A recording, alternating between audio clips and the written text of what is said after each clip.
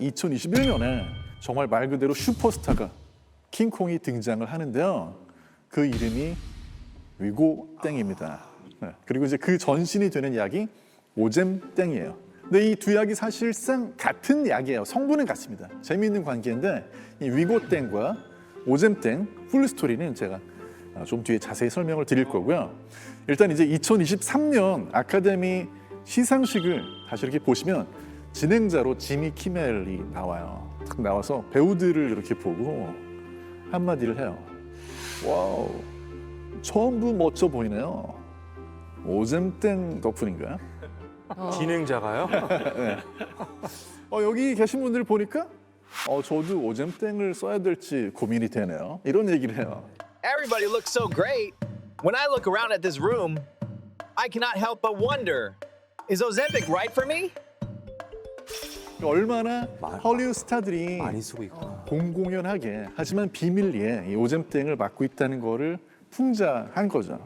이 오젬땡이 얼마나 이제 미국 사회에서 핫한지를 보여주는 상징적인 그런 순간이었습니다.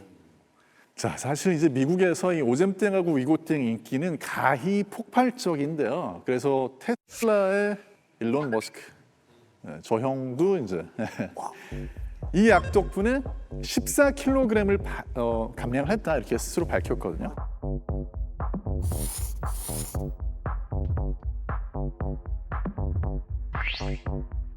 밑에 아예 글을 써놨네. 앤드 위고땡. 맞아요. 저걸로 유명해졌죠, 저 약이.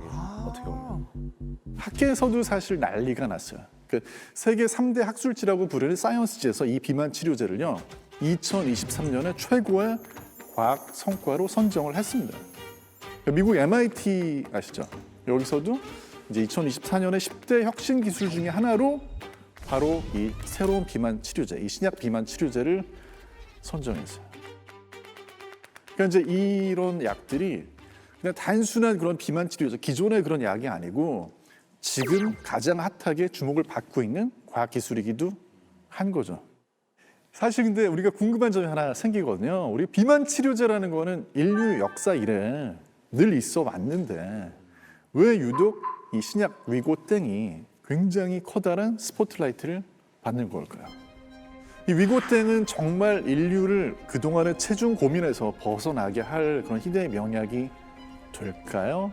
아니면 전과 마찬가지로 어떤 제약사의 흔한 호들갑에 불과할까? 10년 안에 사라진다. 사라진다. 아니 근데 제 10년 안에 사라져요? 진짜? 아니 근데 비만이 지금 2,500년 동안 해결이 안 됐는데 이렇게 갑자기 LED에 띄워놓고 해결이 된다, 사라진다 이렇게 얘기를 해도 되는 건가? 약간 나는 그런 걱정도 들긴 그냥 해요. 이건 가설이고요. 이제 가설에 대해서 오늘 저희가 증명을 해보는 거죠. 이야기를 들어보고 과연 이게 논리적인 가설인가, 받아들일 수 있는가.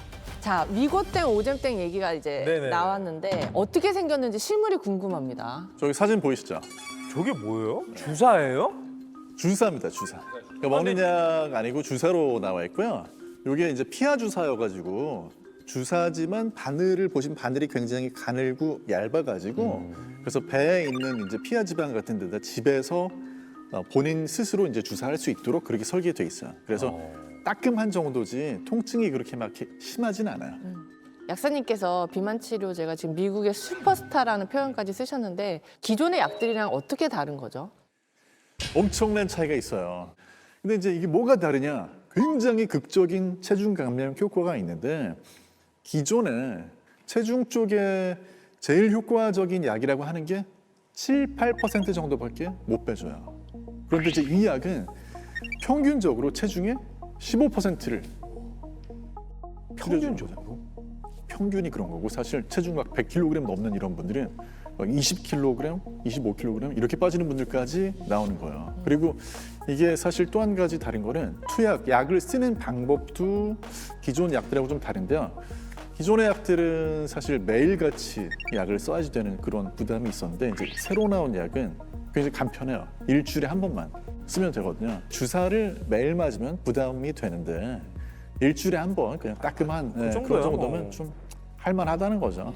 네. 그 다이어트 약들 보면 뭐 지방 태우는 약도 있고 아예 식욕이 없게 만드는 약도 있고 종류가 되게 다양한데 이 약은 어떤 원리로 살을 빼주나요? 여기 GLP-1이라는 이 포만감을 주는 호르몬이 있는데 네. 이게 쉽게 말해서 밥을 먹으면 이게 딱 생겨요.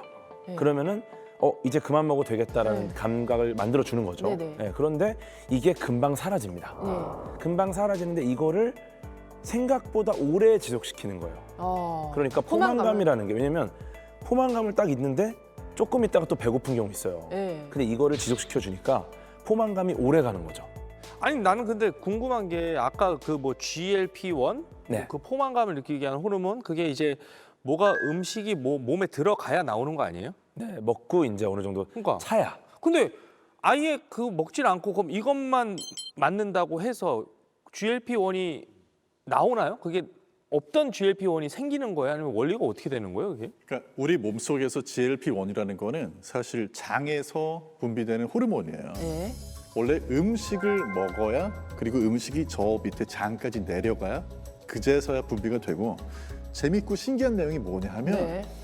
이 약을 썼더니 뇌 시상하부라는 데 가가지고 거기에서 포만감하고 관련된 신경을 자극하는데 이게 알고 보니까 이제 그 신경이 두 가지인데요. 네. 한 종류는 뭐냐면 음식을 먹기도 전에 배가 부르게 하는 그런 신경이 있고 또 하나는 음식을 먹었을 때 거기에 대한 반응으로 배가 부르게 해주는 신경이 있는데 이 약을 쓰면 보기만 해도 배가 부르게 만들어주는 그쪽 신경이 활성화가 된다는 거죠. 대박. 이 약을 쓰고 나가지고 한밤중에 라면이 너무 먹고 싶어가지고 라면을 한 그릇 탁 끓였는데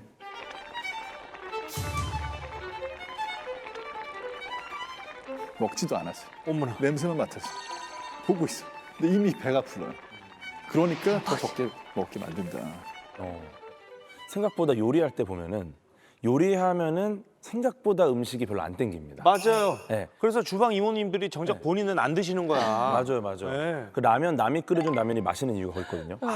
그렇구나. 내가 끓이면서 냄새를 맡으면 이미 어느 정도 배고픈. 약간 어느 정도. 근데 처음 딱 맞자마자 먹으면은 너무 맛있죠. 네. 그래서 요리하시는 분들이 기름 먹었다 이런 얘기 하잖아요. 네, 네. 그게 냄새 먹는. 냄새. 맞아요.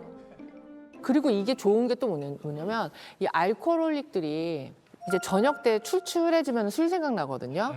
근데 이게 계속 포만감을 주니까 술이 안 땡긴대. 술의 양을 줄이는 또 그런 효과가 있는 거예요. 이것도 되게 의미가 있는 게 알코올 의존증이나 네. 술을 자주 드시는 분들이 네. 이게 사실 먹고 싶어서 마시는 게 아니라 습관성인 경우가 그렇죠. 많아요. 그냥 어떤 음식을 보고 생각나는 경우가 많거든요. 딱 파전? 고추 잡채. 아. 이거?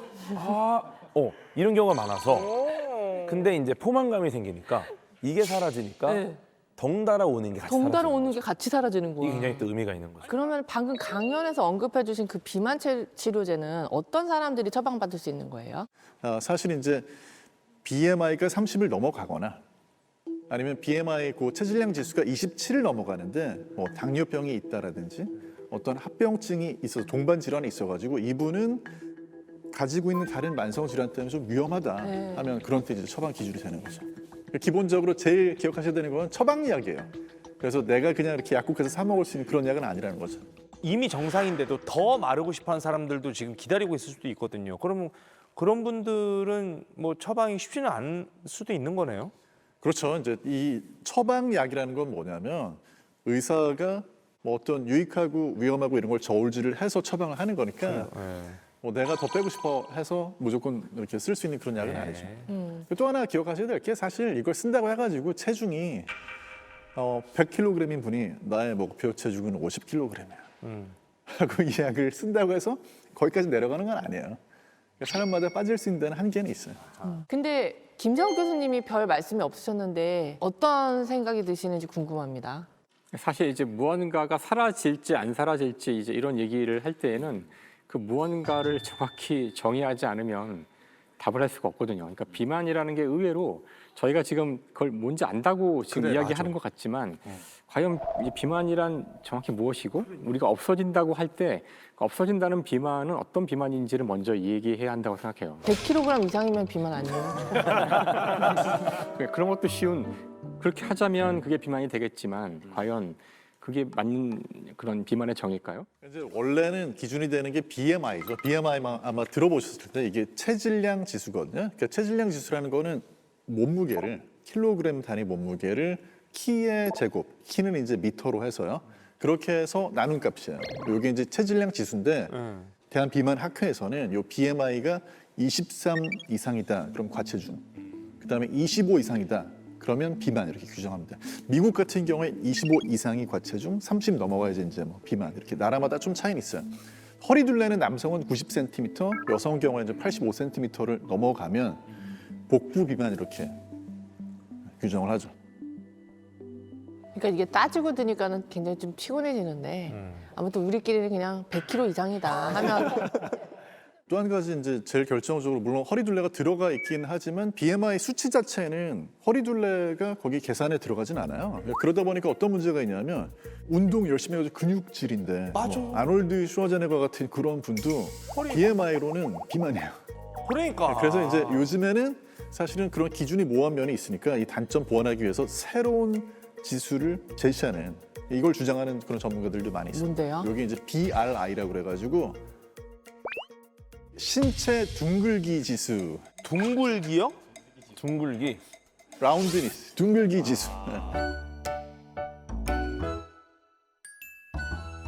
되게 귀엽네요, 되게. 그래, 난 둥글다. 요거 약간 걸린다는데 마음에. 사실 좀 인생은 둥글게 사는 게 좋은 것 같긴 한데 용어가 좋다 근데. 예를 들어 뭐, 야, 너 이렇게 살쪘어. 이거보다. 야, 오늘 좀 둥글둥글하네. 그게 더 수치스러운데. 안 좋을 것 같은데. 약간 비아냥거리는 것 같아. 왜 굴러가지? 이런. 좀 둥글둥글하신데요? 아, 너도 먹으면 차나요? 막 이런 식으로. 근데 여기서 이제 둥글기라고 표현을 한 거는요, 뭐 엉덩이라든지 허벅지 여기를 보고 하는 얘기가 아니고 허리. 네, 그래서 이제 이 내장, 복부 지방 이게 이제 위험하기 때문에 그래서 만약에 허리가 둥글게 되어 있다, 위험하다라는 거죠. 국제 학술지 자마라고 하는 의학 쪽에 굉장히 저명한 학술지에 이 신체 둥글기 지수가 과하게 높은 사람들은 실제로 조기 사망 위험이 증가한다는 거죠. 아니 근데 나는 이 비만이란 주제를 이제 딱 받아들였을 때 사실 아무리 돈이 많고 힘이 있어도 해결 못하는 게 비만이랑 탈모라고 난 생각을 했거든요. 근데 진짜 이 10년 안에 비만이 사라진다? 그러면 이거는 인류 역사상 너무 큰 발자취가 아닌가. 이거 기술 개발하신 분 노벨상 받아야 될 것 아니, 같아. 그러니까 줘야 되는 거 아닙니까, 교수님? 그럴 거라고 생각합니다. 근데 이게 원래 갑자기 태어난 게 아니고 원래 있던 거를 다른 목적으로 지금 사용하는 거거든요. 그러니까 원래 비만 치료제로 개발된 게 아니라 당뇨 치료제였는데 이게 부작용이 오히려 긍정적으로 작용한. 그게 잠깐만. 우리가 얘기하는 게 이게 비만 치료제잖아요. 그러니까 탄생의 목적은 그럼 다른 이유가 있었다는 거예요? 그러니까 아까 얘기했던 오젬땡이라는 게 원래 2형 당뇨병 치료제였어요. 근데 이 치료제를 계속 사용했더니 환자들이 살이 빠지는 거예요. 그런 부작용이 있었다는 거죠. 네. 그래서 이게 도대체 왜 그러지 하고 자세하게 살펴봤더니 그 주성분이 세마글루타이드.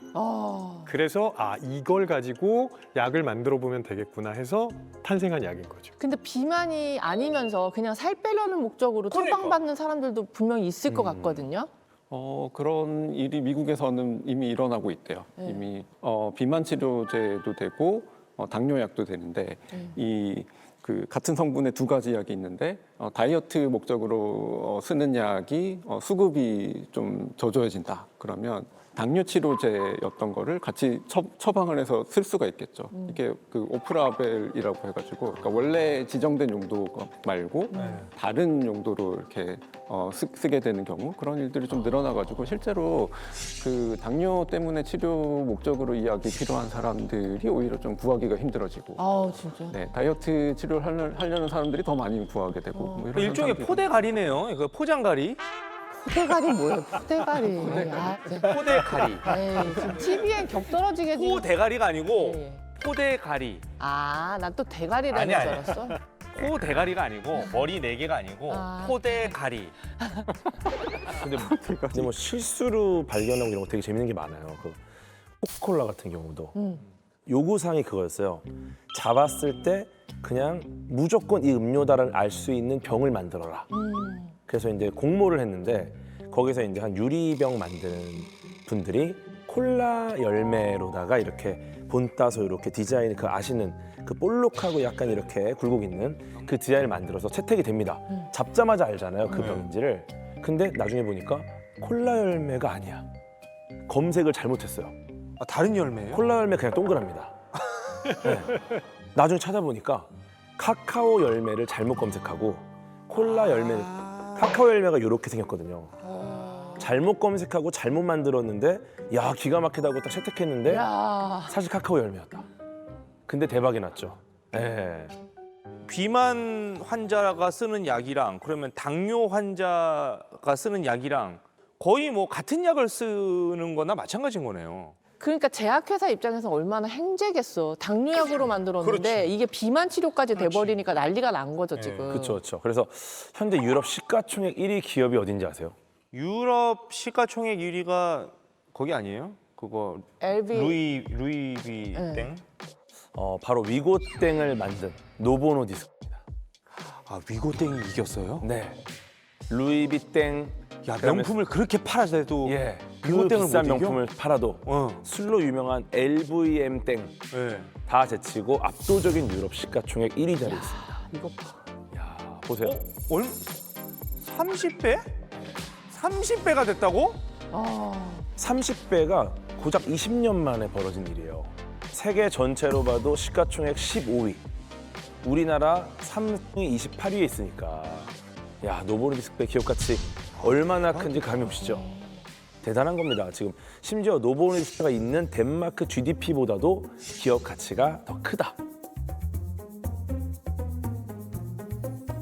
그 회사가 지금 너무 주가가 올라가지고 덴마크 환율이 완전히 급등했대요. 그러니까 오히려 지금 덴마크 안에서는 경제 지표 할 때 요거 빼야 된다. 왜냐하면 다른 경제 상황 별로 좋아지지 않는데 이 회사 때문에 너무 좋아진 것처럼 보이는 거예요. 그 정도로 지금 엄청난 거죠. 그러니까 이게 살에 대한 이 강박, 이 살을 빼고 있어요. 싶어하는 인류의 이 갈망이 있다니까요. 그러니까요. 또 다른 비만 치료제로 유명한 미국의 일라이 릴라는 회사가 있습니다. 여기가 이제 현재 시총 10위를 차지하고 있어요. 네. 그러니까 지금 비만 치료제 관련된 기업들이 전부 상단에 지금 위치해 있는 거죠. 네. 요즘 이 시기에 쫙 올라간 겁니다.